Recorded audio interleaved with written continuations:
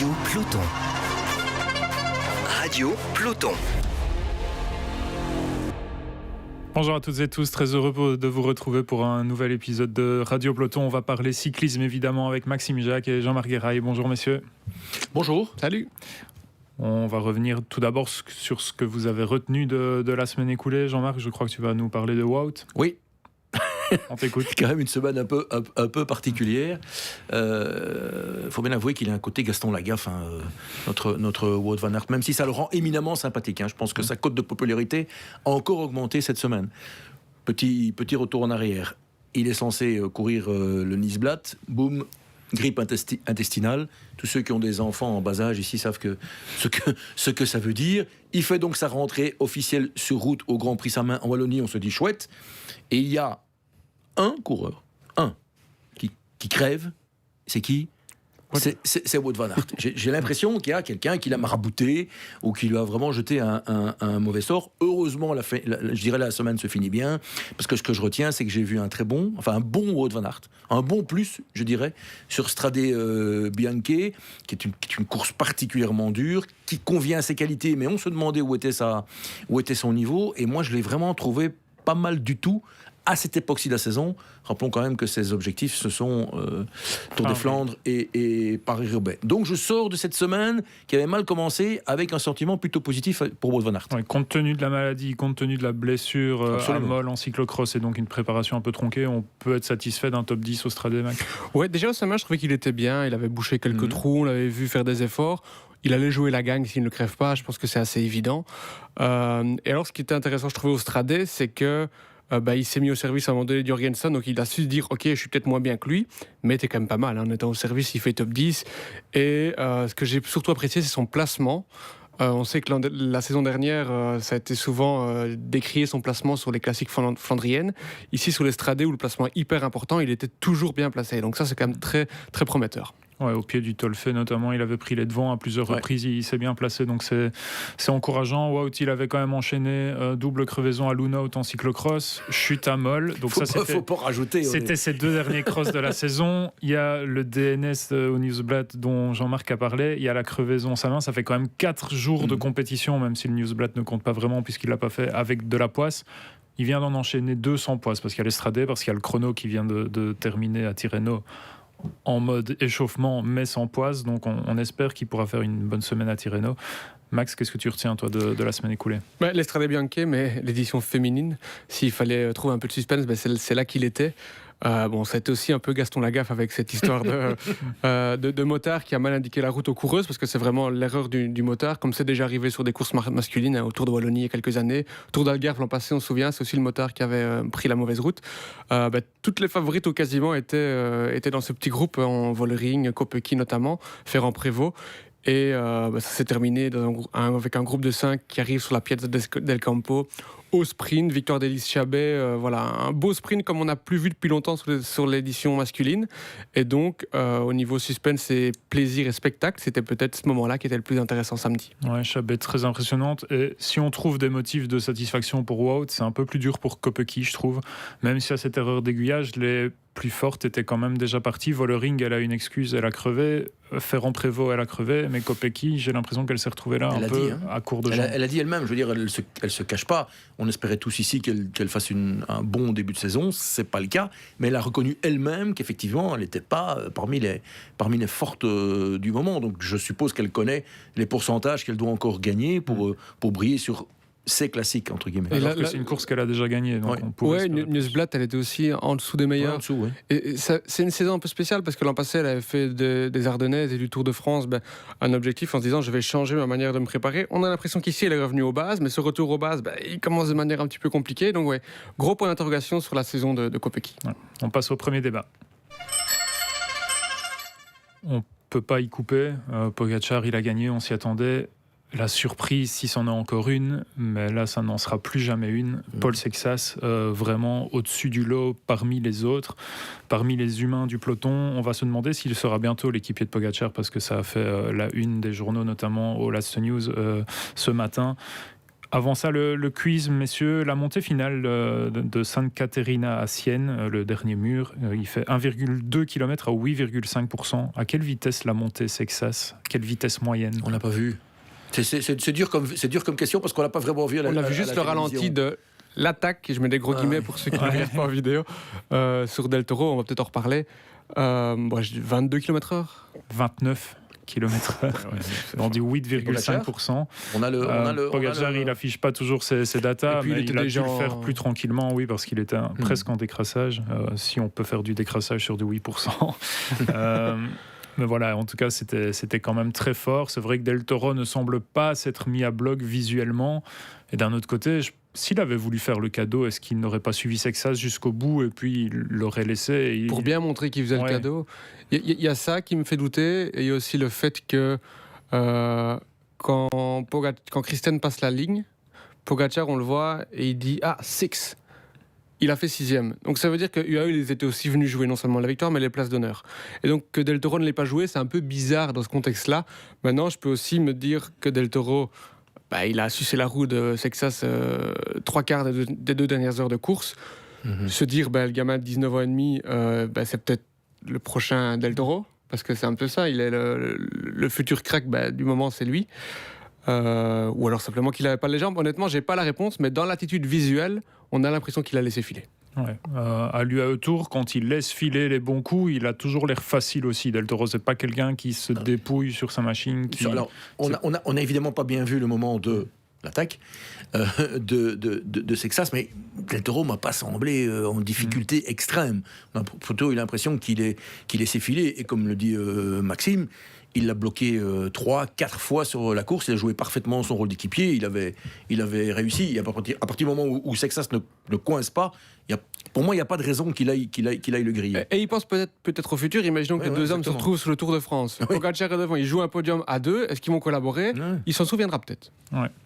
Jean-Marc, cette rumeur, Sexas qui pourrait déjà avoir de l'intérêt de la part du AE dans la presse néerlandophone. C'est ce que nous apprend le Laatste Nieuws, ce qui n'est pas non plus une énorme surprise. Je pense que toutes les équipes vont se renseigner. Quand on voit Sexas fin de contrat 2027 et qu'on voit son talent... Personnellement, ça ne m'étonne pas, d'autant plus que Sexas a déjà été, à l'époque, approché par d'autres équipes.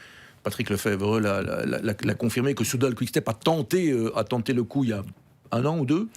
Oui, c'était pour succéder à Remco. Voilà, donc c'était évidemment intelligent de la part de Patrick Lefebvre, mais bon, ça ne s'est pas fait. Il y a un avantage pour Sexas, c'est qu'il s'est retrouvé dans une équipe Decathlon qui a un nouveau co-sponsor, qui est donc parvenu à refaire une vraie équipe, parce que l'équipe Decathlon de l'année dernière, moi je suis Sexas, j'y reste pas, parce que j'ai pas les garanties pour pouvoir rouler à côté de moi. On a encore vu à Strade Bianche que Decathlon, on l'a vu au Nice-Blatt aussi, c'est une équipe consistante. Ça vaut pas UAE, mais il y a moyen, il va pas se retrouver tout seul comme Recall a pu l'être chez Soudal Quick-Step. Ceci dit, la sous-question c'est, est-ce qu'il doit aller chez UAE et quand? Si j'étais lui, je ne suis pas lui, il y a sans doute une question d'argent. Je ne connais pas la hauteur de son contrat chez Decathlon. C'est toujours son premier contrat pro, donc on peut imaginer qu'il n'est pas très élevé. Mais comme tu l'as dit, Jean-Marc, des moyens ont été mis cet été, on peut imaginer qu'il était bien revalorisé aussi. Voilà. Et on sait que UAE paye très, très, très bien, pas forcément que les leaders d'abord. Si je suis Sexas, j'essaie quand même d'abord de me jauger face à l'équipe UAE avec mon équipe. Et puis voir, parce que UAE a sans doute, un plan de carrière pour Sexas, en se disant, tu viens chez nous après 2027, notre ami Pogacar aura peut-être gagné 5-6 Tours de France, il te montrera comment on gagne le Tour de France, et puis on te laissera aller gagner le Tour de France. Si je suis français, et que je pense que c'est la seule solution d'aller gagner le Tour de France, de se retrouver dans une équipe comme UAE, je pense qu'il n'y aura pas photo à ce moment-là. Mais il n'y aura peut-être pas que UAE. Ça peut être, oui, on va en parler aussi, mais ça peut être une des clés. Ça, c'est l'avenir de Pogacar. Si on se met dans l'esprit de Sexas, quel est l'intérêt au Tour, surtout d'être avec Pogacar, si ce n'est peut-être que Pogacar, on l'a déjà dit plusieurs fois ici notamment, ne fera sans doute pas une carrière jusqu'à 38 ans ou 40 ans à la Valverde. en 2028, Pogacar, il aura déjà 29 ans et on ne sait pas jusqu'où il ira. Donc c'est peut-être ça aussi qui peut être un argument pour attirer Sexas du côté UAE. Ouais, c'était le papy sur le podium, Pogacar. 23 ans de moyenne le podium, Sexas 19 ans, Del Toro 22, Pogacar 27. Donc c'était vraiment, il disait, les jeunes me poussent à aller plus loin. Souvent on entend ça d'un mec en fin de carrière qui a 35-36 ans et qui va encore essayer de gagner des belles courses. Non, il a 27 ans, il est déjà là depuis longtemps. Mais moi, cette rumeur, ce qui me vient en tête, c'est... Moi, j'ai pas envie de le voir comme équipier, j'ai envie de le voir comme rival de Pogacar. C'est surtout ça. Et j'ai l'impression qu'on revient un peu à ce qu'on a vécu avec Remco il y a quelques années, où on a eu Ineos, on a eu Red Bull plusieurs fois, et des rumeurs avec toutes les grandes équipes qui s'intéressaient à lui, pas UAE. Enfin, ils ont été à un moment donné aussi dans la course pour Remco, mais ça a été moins concret, je vais dire, que l'autre équipe. Mais voilà, c'est un choix en fait. Est-ce que j'ai envie de m'assurer une carrière dans l'ombre et puis peut-être succéder à Pogacar? Ça a de l'intérêt quand on n'a que 19 ans et qu'il y a 8 ans d'écart entre les deux. Remco, c'était un intérêt tout à fait différent. Ou est-ce que j'ai envie de montrer que je peux rivaliser avec le plus grand coureur de tous les temps, comme on le dit parfois, et moi aussi devenir une légende de mon côté sans avoir profité de cette race finalement, où les gens vont se dire, bah oui, finalement, il a été choyé, c'est le petit frère, il avait Pogacar comme grand frère. Ça le met dans un certain confort quelque part, mais voilà, moi j'ai pas spécialement envie de le voir dans un confort Sexas parce que c'est pas un gars qui me donne comme ça à l'image des... Sincèrement, c'est pas pour te couper, je pense qu'on oublie un élément essentiel, un Français. La France rêve d'un vainqueur de Tour de France depuis Bernard Hinault, et je pense que lui, dans sa tête, c'est l'objectif. Et donc, à un moment donné, il devra décider dans sa carrière où est-ce que je peux être le mieux pour avoir le plus de chances de gagner le Tour de France. Est-ce que ce sera à ce moment-là à UAE ou Decathlon, parce qu'ils auront subitement encore augmenté le budget et trouvé... Voilà. Important, il y a des moyens qui vont se débloquer, ça me paraît inévitable. C'est une équipe française avec un vainqueur potentiel du Tour français, Ils vont avec des entreprises, avec tout le respect qu'on a pour d'autres sponsors, on va même pas les citer, mais il y en a qui ne brassent pas autant de millions que Decathlon, qui brasse des milliards de bénéfices par an, et CMA, CGM, c'est quand même aussi très solide. Ils ont la pépite. Ce serait con de leur part de la laisser filer, parce qu'après, excuse-moi, derrière, il n'y a pas de grand-chose. Et l'enjeu, c'est à la fois de blinder Sexas et encore sans doute de renforcer l'équipe, parce que tu l'as dit, ça a déjà été fait, mais on est encore loin du niveau du AE. Donc là aussi, pour le convaincre, il faudra lui amener des vrais lieutenants. Pour avoir été à la présentation de l'équipe ici durant l'hiver, ils ont vraiment l'objectif de monter une super team, de devenir légal ou d'entrer dans ce fameux top 5 avec Visma, Ineos, ces équipes-là. Donc, je pense qu'il y a vraiment l'ambition de construire un projet autour de lui. Et je sais que le cyclisme a changé ces dernières années, mais si on regarde les derniers Français qui ont été proches de gagner le Tour, c'était qui? Vauclair, Pinot, Bardet, tous les trois dans nos équipes françaises. Perrault. Et Alaphilippe, dans une équipe Perrault. On peut même aller plus loin, Perrault. Et Alaphilippe, équipe belge, c'est un peu différent, c'est presque un belge d'adoption, Alaphilippe. Donc, ils sont quand même restés dans leur terreau. Mais ils n'ont pas gagné. On peut se dire qu'il a peut-être manqué une étape pour le gagner. Donc voilà, tout ça est un peu dans la réflexion. Ouais, on peut parler des autres équipes maintenant parce que tout le monde va l'approcher. Il n'aura pas le choix seulement entre prolonger chez Decathlon ou rejoindre UAE. Mais qui peut vraiment s'offrir un Paul Sexas? Alors justement, les budgets, on les connaît plus ou moins. Il y a une équipe où visiblement ils vont encore faire un effort l'année prochaine, c'est Ineos. Ils ont décidé de blinder le sponsor principal. Ils ont déjà fait... Moi, je trouve qu'ils ont fait une belle campagne de transfert. On parlera sans doute pour Paris-Nice, parce qu'ils ont une belle équipe. Peut-être, ils viennent de prendre Vauclin. Est-ce que Vauclin a le niveau de Sexas? Je pense que non. C'est complémentaire en plus. Je pense que non. Et voilà, peut-être que c'est quelqu'un qui peut éventuellement être un appât, je dirais, pour un garçon comme Sexas. Et puis, il faudra voir l'évolution de Bora. Pour l'instant, ils ont plein de leaders. Ils ont Remco, ils ont Lipovic, ils ont encore Roglic. Bon, il est fin de contrat, mais on l'oublie peut-être. Voilà, peut-être que Bora, dans 2 ans, aura peut-être envie. Ouais. Max, on voit d'autres. Visma, qu'on ne va pas écarter, mais qui semble plus avoir il y a quand même un point d'interrogation sur le fait que le sponsor a décidé d'arrêter. Donc il n'arrête pas vraiment. Mais il diminue l'enveloppe. Oui, mais il n'arrête pas. C'est comme De Koninck avec Alpecin, ils n'ont pas arrêté, ils sont toujours là. Ils continuent de soutenir et on cherche un autre sponsor. Honnêtement, je ne pense pas qu'ils auront du mal à trouver, vu les stars qu'ils ont dans leur équipe. Alors oui, le cyclisme a un peu changé d'air. C'est difficile d'avoir des sponsors locaux. Mais je pense que Visma, j'étais par exemple au Japon pour le critérium d'après-tour de Saitama. Vingegaard au Japon, superstars. Donc là, je pense qu'il y a aussi peut-être de l'argent à aller chercher pour eux et pour d'autres équipes d'ailleurs. Donc, si on regarde les équipes, il n'y a que Ineos qui n'a pas ce grand leader et qui n'a plus ce grand leader depuis l'époque Sky, Froome, etc., Geraint Thomas, Wiggins. Donc, le créneau pour Sexas, il est peut-être là. Maintenant, il y a tellement de composantes qui rentrent en compte que UAE, dans toutes les négociations, aura toujours un petit coup d'avance. Ouais. Je pense que Sexas doit choisir une équipe qui peut lui faire gagner ce qu'il veut, c'est-à-dire le Tour, et que c'est, entre guillemets, tout pour lui sur le Tour. C'est-à-dire pas avec un demi-co-leader comme il va y avoir cette année chez UAE. Ils vont rouler avec Pogacar et avec Del Toro. Ça veut dire qu'ils ont un leader de rechange si quelque chose arrive. Je pense que pour Sexas, ce serait mieux que ce soit tout pour lui. C'est-à-dire pas de sprinter, pas de... Voilà. Et c'est tellement un phénomène, il faudra voir s'il n'a pas gagné le Tour d'ici là aussi. Hein. Oui, c'est tout à fait possible. Pogacar. Ouais. Pogacar pourrait être battu. On n'imagine pas, mais il pourrait aussi être blessé, moins bien. L'année où Vingegaard chuter à Liège-Bastogne-Liège, c'est déjà vu. Hein. Tu ne crois pas dans les routes wallonnes? C'est pas que je n'y crois pas. Toi qui les pratiques. C'est pas que je n'y crois pas, c'est que non seulement je les pratique, mais c'est déjà arrivé. Donc ouais, c'est sûr. Et on n'oublie pas quand même qu'il est encore chez Decathlon, que Decathlon va sans doute le pousser à prolonger son contrat, revu à la hausse, sans doute un contrat longue durée. Il y aura une pression médiatique française. Il y aura cette pression médiatique. Qui reste franco-français. Quand on voit l'exemple de Lenny Martinez, qui est parti chez Bahreïn, le tollé de critiques que ça a coûté.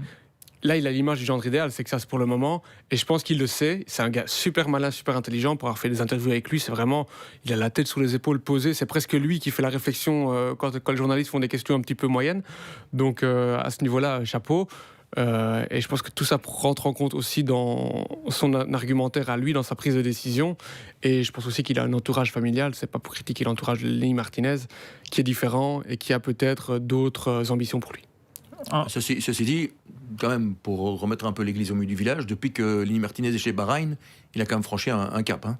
Oui, il a franchi un cap. Par rapport à ce qu'il faisait en France. Hein. Mais il n'a pas gagné de course d'une semaine, ni de grand tour. Ouais. Non. Il a porté le maillot rouge en étant chez FDJ. On parle un petit peu de Strade Bianche. Autre chose à retenir que de cette performance, de Sexas? J'ai bien aimé Gianni Vermeersch, comme chaque année. Hein. C'est la course où c'est le Flandrien le plus léger. Et quand on est le Flandrien le plus léger, c'est sur ce genre de course, avec ses qualités techniques, champion du monde de gravel il y a quelques années, qui peuvent s'exprimer. Donc il est chaque fois là, 7e l'année dernière, 5e cette fois-ci. On sait que c'est une course qui lui convient bien. Il est malin, il a un petit peu ratonné aussi, il faut bien le dire. Hein, il n'a pas eu beaucoup de relais dans le final, il l'a plus ou moins assumé. En disant, je voyais que ça attaquait, donc moi je restais tranquillement, je savais que je voulais faire une place. Il aurait aimé jouer pour le podium. Finalement, les deux cracks sont partis, Del Toro et Sexas. Une 5e place, franchement, top 5 sur une édition comme ça de Strade Bianche. Quand on sait qu'un Wout van Aert fait 10e, chapeau. Oui, Jean-Marc, je voulais citer évidemment Vermeer. Je vais citer Romain Grégoire. Parce qu'on parle tellement de Sexas que je crains qu'il fasse oublier les autres Français. Et Romain Grégoire fait un très bon début de saison. Il a déjà gagné, il fait 4 à Strade Bianche. Quand on voit le podium... Quand on voit le podium, c'est exceptionnel. Bon, voilà, je pense qu'il va falloir quand même parler des autres Français parce que je pense que Sexas va malheureusement bouffer l'intérêt médiatique. Et on arrive bientôt à Milan-San Remo. On se souvient que dans les 4 qui étaient là dans la roue de Pogacar, enfin dans les 3, il y avait Van Der Poel, Ganna et Romain Grégoire. Il a sauté, mais il était là. Et le simple fait d'être resté 1 et 2 minutes dans la roue de ces gars-là, ça montre quand même que le gars, il s'est envoyé. Il a gagné en Italie là, cette semaine. Ouais. Enfin, il est bien. Oui, il est en forme. Parfait, je pense qu'on a tout dit. On peut passer au deuxième débat. On va parler un peu de Tirreno Adriatico, comme ça on reste dans les courses italiennes, on parlera de Paris-Nice dans le troisième débat. Messieurs, qui a le record de victoire au classement général de Tirreno Adriatico? Roger de Vlaming, combien? 6. Allez, c'était 6 années de suite, si tu me sors 72-77. 72-77, et voilà. Ouais, ils sont bons. Voilà, on est complémentaires. Hein. Quand je fais un quiz plus traditionnel, vous êtes au rendez-vous, c'est parfait. J'ai fait la fiche technique de... voilà, j'ai l'avoue. Voilà, l'avantage de faire les fiches techniques dans le journal. Van Der Poel peut-il titiller les grimpeurs à Tirreno Adriatico? Je m'explique, il n'y a pas de haute montagne cette année à Tirreno Adriatico. La dernière fois, c'était en 2019, qu'il n'y avait pas de vrai grand col. Et en 2016, avec la victoire d'un certain Van Avermaet, parce que l'étape de montagne avait été annulée à cause de la météo. Donc on aura un chrono qui est en train de se disputer au moment où on enregistre ce podcast. une étape avec des chemins du côté de San Gimignano, enfin un chemin en tout cas, 2 étapes plutôt mixtes pour sprinteurs qui passent les bosses, 2 étapes pour punchers et le sprint traditionnel le dernier jour. Donc pas de vraie montagne. Est-ce que ça peut perturber Del Toro qui est le favori sur papier ? Moi, la question peut-il titiller les grimpeurs, je réponds oui sur certaines étapes, non au général parce qu'il n'est pas là pour ça. Il vient prendre du rythme et essayer de faire des gros efforts sur des arrivées difficiles face à des gars comme Magny, Dely, etc. Là, on va le voir, ça c'est certain. Maintenant, sur le général, je ne pense pas du tout que ce soit un objectif pour Van der Poel. Ouais, l'étape la plus dure, c'est quand même 3 bons kilomètres à 9%. Sur la dernière bosse, c'est sans doute un peu trop dur pour lui. Il va vite se garer. Ouais. Je pense qu'il vient avec Milan-San Remo dans le viseur, donc il va sans doute peaufiner encore, il va se tester sans doute sur certaines étapes, comme le dit Maxime. Sur ce que moi j'ai vu de Del Toro ici, j'ai vu à l'UAE et j'ai vu ici, à l'UAE Tour et ici, je pense que si lui veut gagner, je pense qu'il va gagner, d'autant plus qu'il adore l'Italie. Hein. L'année dernière, il a gagné pratiquement toutes ses victoires en Italie, donc pour moi, Del Toro est le candidat numéro 1, et dans la liste des partants, j'en vois pas plusieurs qui peuvent le déranger. Moi, j'ai un contre-argument pour ça. Quand on se souvient de l'UAE Tour, Jean-Marc, sur les arrivées où vraiment ça se dispute, la victoire va se jouer dans les 10 dernières minutes de course. On l'a vu à l'UAE Tour sur les courses de côte, il a toujours besoin de quelques kilomètres pour se mettre dans le rythme. Ici, quand il y aura une bosse de 2 km à l'arrivée, est-ce qu'il aura le temps, lui qui est un peu en mode diesel par moment, d'être assez chaud, entre guillemets, un peu comme Almeida peut le faire parfois?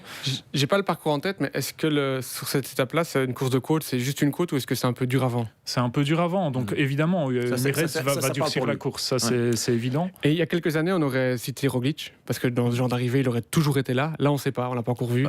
Enfin, moi j'ai vu ses stories et ses posts Instagram. Visiblement, il s'est bien entraîné sur le taille-idée, mais on est incapable de dire effectivement dans quel état il est, dans quel état d'esprit il est. Parce que, sincèrement, chez Bora, pas dire qu'on n'en parle pratiquement plus de Roglic. Hein. On parle de beaucoup de Remco, de Lipovic. Est-ce qu'il a envie de se laisser faire et de regarder les autres gagner des courses? Moi, je pense qu'il aura quand même. Je pense qu'il est poussé. Il est piqué dans son orgueil. Il est poussé par les jeunes, comme Pogacar le disait, sauf que lui, il a vraiment un peu l'âge de le dire, je veux dire. Mais est-ce qu'il a encore la capacité de le faire? Ça, c'est l'autre question. Il vise quand même une nouvelle victoire à la Vuelta en fin de saison. En fin de saison. Ça demande quand même un certain niveau. Il ne va pas attendre le mois d'août pour arriver à son pic de forme. Il va quand même sur les courses d'une semaine qui sont un peu sa spécialité aussi. D'autant plus qu'il y a quand même un élément qu'il faut tenir à l'œil. Il est fin de contrat. Est-ce qu'il a encore envie de poursuivre sa carrière? S'il a envie de poursuivre sa carrière, il va quand même falloir qu'il montre des choses avant la Vuelta pour qu'il y ait des équipes intéressées. Parce que je ne pense pas que Bora va conserver un contrat aussi élevé. Donc il y a beaucoup d'inconnus autour de Roglic puisqu'on ne l'a pas encore vu. Ouais, ça dépendra beaucoup de l'état d'esprit. Comme tu dis, on aura pas mal de réponses cette semaine, sans doute, sur les contours que pourrait prendre la saison. Et tu l'as dit, je me permets d'ajouter sur Roglic, c'est des étapes un peu punchy, un peu nerveuses. On connaît Roglic. Non, mais on a plus confiance en lui sur un col de 8 km que sur une arrivée de 3 km où avant, le placement va être super important. Il a déjà gagné le Tour de Catalogne face à Remco sur des étapes parfois difficiles. Oui, je suis d'accord avec toi.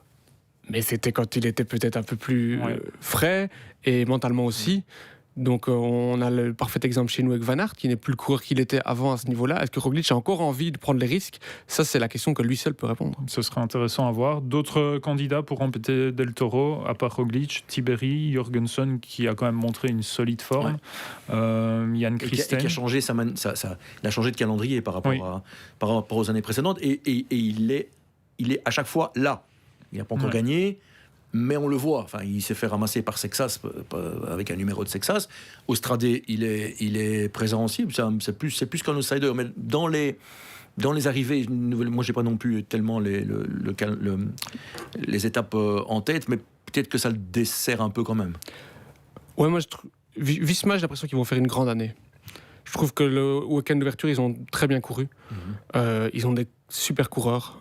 Brennan, Laporte, Van Aert sur les Flandriennes, c'est hyper solide. Ils ont des bons coureurs d'une semaine. Jorgensen en est un. Ils ont un cours de grand tour. Ils ont malheureusement, ou heureusement, je ne sais pas, perdu Simon Yates qui a pris sa retraite. Sinon, ils avaient vraiment un effectif super solide. Ils ont quelques jeunes qui doivent encore progresser et confirmer. Je pense à un gars comme Nordhagen. Mais voilà, j'ai l'impression que cette année, on va aller voir toutes les courses. Ouais, on a fait le tour, on a parlé de Van Der Poel aussi. Il y a les inconnus, qui est là pour Ciccone, préparer. Carapaz, on ne sait pas trop dans quelle forme ils sont. À chaque fois, hein, c'est un peu à chaque fois avec eux, est-ce qu'ils vont être grandioses C'est sa rentrée. Carapaz, il a un petit peu couru, mais sans vraiment convaincre. Mais on sait qu'à tout moment, il sort de sa boîte. Ciccone, un Italien sur une course en Italie, il est toujours fort. Ils sont motivés. Pour les sprints, il y a quand même un beau plateau aussi. Milan, Magnier, qui sont sans doute les 2 meilleurs sprinteurs du début de saison et qui vont se rencontrer pour la première fois. Philipsen, il y a une donnée, il n'a pas été convaincant jusque-là, mais il aura Van Der Poel comme poisson pilote. Et en général, ça lui fait franchir un cap aussi. Tobias Lund Andresen, très, très bon début de saison. Arnaud Delis, face à eux, qu'est-ce qu'il peut espérer, Max ? Top 3. C'est toujours... Je ne sais pas si Arnaud Delis est un sprinter. Je ne sais pas si lui se considère comme un sprinter. Je ne pense pas. Il n'a pas envie de prendre les risques d'un sprinter. Je le comprends. C'est un Flandrien qui a envie de gagner des courses de Flandrien avec la manière. Et est-ce que Tirreno est l'endroit pour aller les gagner ? Je ne suis pas sûr. Par contre, pour les préparer, ça, je suis tout à fait d'accord. Donc, moi, si il ne fait rien sur Tirreno, qui prend du rythme et qui claque une Flandrienne, je trouverai son printemps plus que réussi. On a tout dit sur Tirreno. Oui, mais je comprends pas. Enfin, il fait Tirreno, mais il va pas à Milan-San Remo. Ça, j'avoue que la réflexion me paraît un peu caduque. On peut comprendre. Il fait Denain, le Grand Prix de Denain, c'est 2 jours après. Hein. Oui, mais le Grand Prix de Denain, c'est un objectif. C'est vraiment pour les troisièmes couteaux. Mais ça lui convient quand même mieux. Ça, c'est pour aller en gagner une petite. Mais Arnaud Delis, on l'a vu l'an passé, c'est la bouteille de ketchup. Il gagne une course, il est en confiance, il en gagne d'autres. S'il va gagner Denain, peut-être qu'il ouvre un peu cette bouteille et que ça va lui donner confiance, ça donne confiance à l'équipe. C'est pas une équipe qui a énormément gagné, ils font un début de saison très correct, l'auto Intermarché, mais ils n'ont pas énormément gagné non plus. Leur leader n'a pas encore gagné, donc je pense qu'il y a aussi cette envie de dire, voilà, c'est peut-être pas la plus grande course, mais aujourd'hui on sait que toutes les plus grandes courses, il y a 2 mecs qui peuvent les gagner. Donc si après il doit commencer par se dire, je dois gagner une grande course pour me mettre en confiance, il sera jamais en confiance. Donc moi je trouve ça cohérent. Oui, puis on le connaît, le scénario de San Remo. On sait que ça va monter la Chypressa à bloc. On sait que c'est trop long pour lui. Donc, est-ce qu'on peut lui en vouloir ? Il a été critiqué pour ses déclarations où il a dit... au moins il est honnête. Je dis juste ils vont monter une minute plus vite que moi. Alors, certains ont dit oui, il part battu. Si tout le monde fait comme ça, il n'y aura plus que 20 coureurs au départ. Ça peut s'entendre. D'un autre côté, un coureur qui fait une carrière avec des qualités aussi spécifiques que celles d'Arnaud Delis, c'est un coureur qui choisit ses courses. Et donc, dans ce sens, moi, je trouve la réflexion plutôt posée. J'ai un débat très rapide pour vous. Est-ce que c'est plus critiquable Arnaud Delis qui impasse Milan-San Remo ou Mathieu Van Der Poel qui impasse l'Estrade Bianche ? Parce que Van Der Poel a aussi dit ça sera sans doute trop dur pour moi, mais désolé, c'est quand même un des meilleurs du monde. Je vais un peu esquiver. Moi, j'aurais aimé voir Mathieu Van Der Poel sur Strade Bianche, tout simplement pour le voir face à celui qui sera son concurrent direct sur Paris-Roubaix et sur le Tour des Flandres, en partant du principe qu'on dit que c'est le Paris-Roubaix italien, mais c'est encore très différent de Paris-Roubaix. Hein. Les chemins blancs, là, c'est encore autre chose. C'est très différent des pavés. Donc j'aurais aimé voir le duel. Mais je pense que Mathieu Van Der Poel n'a pas envie d'avoir ce duel avant Milan-San Remo. Oui, Max, t'en penses quoi ? Je trouve que l'argumentaire de Christophe Rudolph se tient quand on compare le parcours l'année où Van Der Poel a gagné, 2021. Et le parcours actuel, il y a 1000 mètres de dénivelé en plus. Et on sait que lui, sa limite, elle est peut-être un peu trop dur pour lui. Elle est un peu à 3000 mètres, sa limite. Ouais. Et là, on est à 3008, 3006, 3008. Ça dépend un peu des Garmin ou de Wahoo, sans faire de publicité. Donc, je peux comprendre qu'ils se disent, face à des grimpeurs, le seul coureur de plus de 75 kg dans le top 40, c'est Wout van Aert. Donc, l'autre coureur... s'il est encore à plus de 75 kg, parce que je le trouve quand même très affûté, Van Der Poel, il aurait été là, il aurait été dans le top 10 très certainement, mais je pense que ça aurait fait un peu comme au Tour de Lombardie ou à Liège-Bastogne-Liège quand il a fait 3e. Il aurait été là, mais il n'aurait pas gagné, et c'est un coureur qui va sur les courses pour les gagner. Oui, et puis, si tu vas au Strade Bianche et tu prends une claque de Pogacar, ça peut aussi jouer dans ta tête pour la suite. Hein. Il sort de sa saison de cyclocross, donc Newsblatt, Strade Bianche, Tirreno, Milan-San Remo et puis toutes les classiques flandriennes. C'est beaucoup. Ça fait peut-être beaucoup parce que l'Estrade Bianche, on a vu un petit peu les données Vélone de Pogacar, 380 watts pendant 2 heures sur les 2 dernières heures. Je ne sais pas s'ils ont vraiment les capteurs spécifiques de l'équipe UAE. Si c'est le cas, c'est très très impressionnant à la fois de leur part et de la part de Pogacar. Mais ça, c'est des efforts qui comptent. Hein. Pogacar, quand on regarde son calendrier, c'est des courses d'un jour, c'est bien ciblé. Il court beaucoup. Hein. Il court 5 courses avant le Tour de France. Van der Poel, c'est quand même différent. Il fait aussi d'autres courses. Le 3, il sera là, des courses comme ça. Il n'en fait pas énormément non plus. Mais non, on comprend qu'ici, plus quand même. beaucoup, ouais. Mais, Une dizaine de jours en plus. Mais on sait que par exemple Milan-San Remo, il l'a parfois préparé en one shot en disant voilà, je sors de mon stage, j'arrive. Ici, il fait Tirreno parce qu'il s'est rendu compte que peut-être je lui manquait 1 ou 2%. Il va peut-être aller les chercher là. C'est pour ça que je disais tout à l'heure qu'il va pas gagner Tirreno, mais qu'il va bien se préparer. Donc voilà. Encore une fois, nous, en tant que spectateurs, on aurait aimé le voir, mais en tant que directeur d'équipe ou que je ne suis pas, ou coureur que je ne suis pas non plus, je comprends la réflexion. Moi, je retiens une chose, c'est qu'Arnaud Noni va gagner le Grand Prix de Denain. Oui, en tout cas, je suis assez persuadé que ça lui convient mieux que Milan-San Remo à l'époque de Pogacar, mais il ira peut-être un jour sur San Remo pour gagner. On passe au troisième débat. Est-ce qu'on aura un duel entre Ayuso et Vingegaard à Paris-Nice ? Monsieur, ce quiz-là, il est vraiment facile. On va prendre 2 secondes avant de répondre, comme ça les gens qui nous écoutent peuvent y réfléchir. Qui est le dernier vainqueur belge de Paris-Nice ? On peut répondre. Frank Van Den Broek. Alors, par contre, le deuxième, c'était... Vainqueur à Valberg, exceptionnel. Le deuxième, c'était Jalabert. Celui qui me sort le troisième, il a mon respect éternel. Le troisième ? Du classement général. Derrière Van Den Broek et Jalabert en 98. C'était un 98.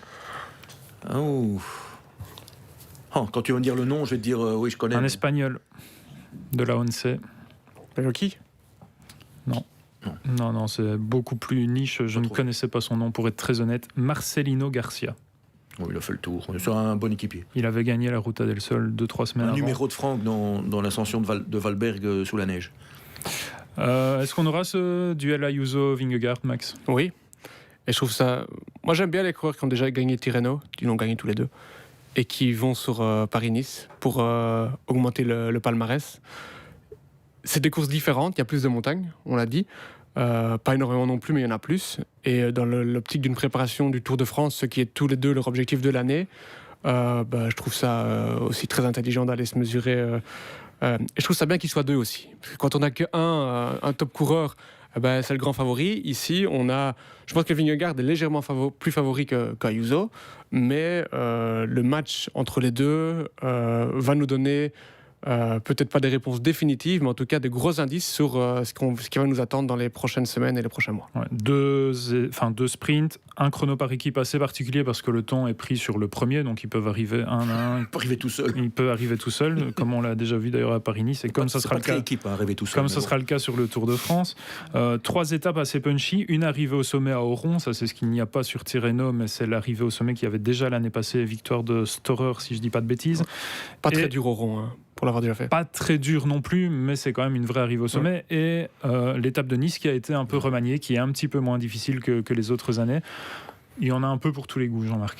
Oui, je ne sais pas sur quoi se base Maxime pour dire que Vingegaard est plus favori qu'Ayuso. Le CV. Parce que le CV, oui, mais le CV, parce que pour l'instant Vingegaard on l'a pas vu. Il s'est cassé la gueule, il n'a pas été là où on l'attendait, où il se serait trouvé face à Remco, Del Toro, à l'UAE et tout. Donc voilà, donc il prend sa saison. Donc de nouveau, il y a un point d'interrogation. Je rappelle que quand même dans l'équipe Visma, cet hiver, il y a quand même eu un peu de changement. Hein. Simonins qui arrête du jour au lendemain, l'entraîneur de Vingegaard qui part, ça a quand même été un peu bousculé. Donc je demande juste à voir. Moi, je pense que pour Ayuso, qui a déjà un peu montré en début de saison, s'il veut continuer à montrer qu'il est le leader qui peut gagner des courses, il doit gagner un Paris-Nice. Il doit montrer que, dans l'optique d'un podium au Tour, qui est son objectif, il est capable d'être devant Vingegaard. Donc je pense qu'un Paris-Nice est pour lui un bon test. Je pense qu'il est plutôt en forme par rapport à ce qu'il a montré, donc je pense que pour lui, c'est peut-être le moment d'aller mettre petite claque à Vingegaard avant la suite de la saison. Est-ce qu'on pourrait avoir une surprise peut-être du côté d'Ineos Grenadiers, qui vient avec le meilleur collectif, trois leaders. Il y a Only qui est tombé sans grande gravité, mais il est tombé quand même sur la première étape au sprint. Il y a Vauquelin, il y a Carlos Rodriguez. Max, c'est solide. Il y a Tarling. Oui, c'est... Pour le chrono par équipe, en tout cas, ce sera très solide. C'est un gros collectif. C'est peut-être le plus gros collectif. Ils ont mis l'artillerie lourde, mais c'est toujours est-ce que mettre plus de leaders est toujours le bon plan? Qui va rouler pour qui? Il faudra voir à quel point... il y a beaucoup de nouveaux, à quel point l'alchimie a pris ou pas dans dans cette équipe. Et juste sur le chrono, spécifier aussi que Victor Kampenaars sera dans l'équipe Visma autour de Vingegaard et qu'il a un programme 100% le même que Vingegaard cette saison. Donc c'est vraiment l'homme de confiance de Vingegaard. Donc ce sera aussi intéressant à voir. Et si il vient sur Paris-Nice avec lui, c'est aussi pour prendre de gros repères sur ce chrono par équipe avec le classement pris individuellement. Donc voilà, il y a aussi une réflexion, même si quand on regarde un peu l'équipe Visma, c'est pas vraiment l'équipe qui ira autour, il y a Axel Zinglet, etc. Mais ils vont prendre des renseignements en tout cas pour la suite. Ouais, l'équipe UAE Emirates c'est assez expérimental aussi, avec McNulty qui a été rappelé en catastrophe, il devait faire Tirreno, il fait Paris-Nice pour remplacer Almeida en tant que leader. C'est probablement pas l'équipe qui va dominer la course. C'est peut-être pour la première fois depuis un certain temps. Dans les courses sur le Tour, oui. Dans les courses sur le Tour, c'est, je pense, la plus, je dirais des guillemets, faible équipe du AE. Ça ne veut pas dire qu'on ne les verra pas. Mais bon, à partir du moment où tu perds Almeida, qui était lui aussi un candidat au moins au podium Paris-Nice, et il aurait peut-être pu se mettre entre les deux là, qu'on vient de citer. Ils n'ont pas énormément de force. Ceci dit, c'est une équipe qui aime bien gagner, donc on va sans doute en voir l'un ou l'autre dans des coups. Il y a Soler, Sivakov, s'ils décident de jouer l'offensive et un peu les échapper, on peut voir des... Ils n'ont pas l'habitude. Ces garçons, en général, ils travaillent. C'est pas une équipe pour faire un train pour un leader. Mais Soler a déjà gagné cette année. Donc, quelque chose à ajouter sur Paris-Nice avant les pronostics? Mais je trouve que l'affiche de Tirreno est plus attrayante que celle de Nice. Mais ça, c'est un avis personnel. Ouais, peut-être des étapes plus ouvertes aussi, Max.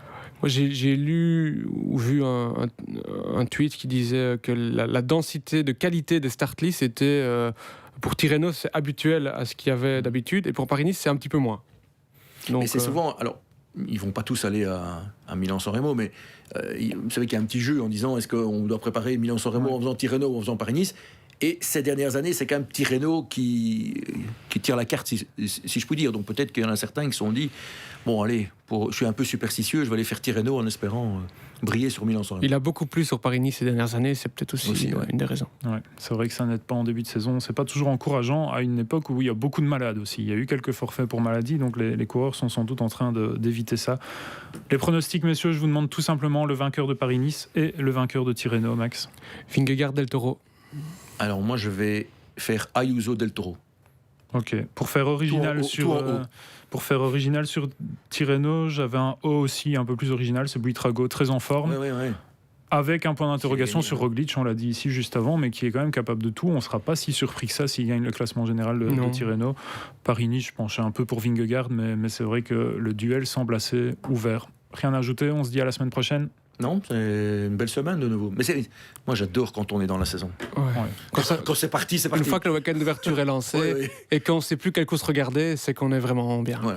Mais j'aimerais bien savoir où je vais pouvoir regarder le Grand Prix de Denain à la télévision. C'est ce que j'allais dire. La semaine prochaine, on vous parlera. Parce que Max m'a fait la pub du Grand Prix de Denain. LN24 achètera les droits. J'ai déjà été au Grand Prix de Denain, figure-toi. Victoire de Yann Kirsipo à l'époque. Ouais. J'ai été aussi et Delis n'avait pas gagné. Incroyable. Merci à tous. On se retrouve la semaine prochaine. Radio Peloton.